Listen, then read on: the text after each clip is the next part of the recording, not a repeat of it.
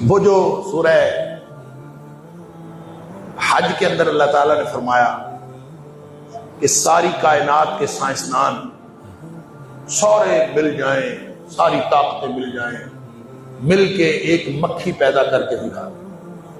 Challenge کیا ہے، اور مکھی کو بھی ایک حقیر مخلوق جانتے ہوئے کہ ہم سب ایک حقیر مخلوق سمجھتے ہیں، تو باقی انسان پیدا کرنا، باقی چیزیں پیدا کرنا یہ تو بات کی بات ہے، ایک مکھی پیدا کر دیں، اگر وہ سارے اکٹھے ہو جائے تو ایک مکھی نہیں پیدا کر سکتے۔ اللہ اکبر، لن یخلقوا ذبابا ولو اجتمعوا له، ایک مکھی بھی پیدا نہیں کر سکتے اگر یہ سارے اکٹھے بھی ہو۔ بلکہ اس کے ساتھ ایک اور چیلنج کیا کہ مکھی پیدا کرنا تو دور کی بات، وَإِن يَسْلُبْهُمُ الذُّبَابُ شَيْئًا، اگر مکھی ان کے آگے سے کھانا اٹھا کے لے جائے، اللہ اکبر، وَإِن يَسْلُبْهُمُ الذُّبَابُ شَيْئًا لَا يَسْتَنْقِذُوهُ مِنْهُ، یہ اس مکھی سے وہ جو ذرہ کھانے کا ہے یہ اس سے واپس نہیں چھین سکتے، طاقت تو یہ ہے۔ اور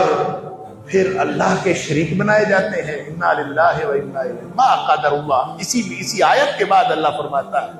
ضعف الطالب والمطلوب، کتنے کمزور ہیں جو بندگی کرتے ہیں اور کتنے کمزور ہیں جو بندگی کیے جاتے ہیں، جن سے مانگا جاتا ہے وہ بھی کمزور، اور جن سے جو مانگنے والے ہیں وہ بھی کمزور۔ اللہ اکبر، ما قدر اللہ حق قدرہ، انہوں نے اللہ کی قدر ہی نہیں کی۔ اچھا، یہ جو مکھی سے کھانا چھیننے والی بات میں کسی جگہ درس میں کر رہا تھا، تو ہمارے کیمیکل انجینئرنگ کے پروفیسر صاحب ہیں، وہ میرے پاس تشریف لائے بعد میں، اور انہوں نے بعد میں مجھے لٹریچر بھی دیا۔ وہ کہتے ہیں یہ جو مکھی کی مثال اللہ نے کھانا چھیننے کی دی ہے یہ بڑی عجیب ہے۔ کہتے ہیں کہ مکھی سے کھانا چھینا جا سکتا ہی نہیں، دنیا کی جتنی بڑی سے بڑی ٹیکنالوجی آپ استعمال کر لیں، مکھی جب ایک دفعہ ذرہ کھانے کا اٹھا لیتی ہے تو اللہ نے یہ مخلوق پیدا ہی ایسے کی ہے کہ اس سے وہ ذرہ واپس چھینا جا سکتا ہی نہیں۔ اس کی وجہ یہ ہے، انہوں نے مجھے پورا اس کا ڈائجسٹو سسٹم بتایا، مجھے ایک کاغذ بھی دیا، اس کے اوپر لکھا ہوا تھا سارا۔ وہ کہتے ہیں کہ مکھی جب اس کا نظام یہ ہے کہ مکھی کوئی چیز، ہارڈ چیز یعنی جو ٹھوس چیز ہے، اس کو وہ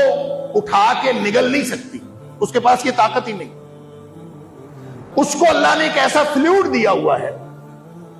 کہ جب اس نے کوئی چیز کھانی ہوتی ہے تو سب سے پہلے وہ اپنے اندر سے وہ فلوئڈ اس کے اوپر ڈالتی ہے،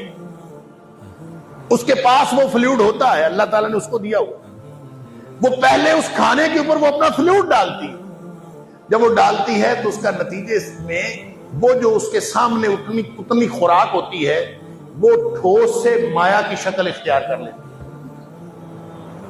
جب وہ ٹھوس سے مایا کی شکل اختیار کر لیتی ہے تو پھر یہ وہاں سے اٹھاتی ہے تو اپنی ٹیوب کے اندر، وہ جو اللہ تعالیٰ نے اس کو باریک سی ٹیوب عطا کی ہے، تو یہ اس کے اندر اس کو پی جاتی ہے، کیونکہ کھانے کا تو اس کے پاس صلاحیت ہی نہیں ہے، لہذا وہ جب اٹھاتی ہے تو اٹھاتے ہی فوراً اس کی ٹیوب میں چلا جاتا ہے اور اسی وقت ہضم کا نظام شروع ہو جاتا ہے۔ جو ہی اس نے وہاں سے اٹھایا،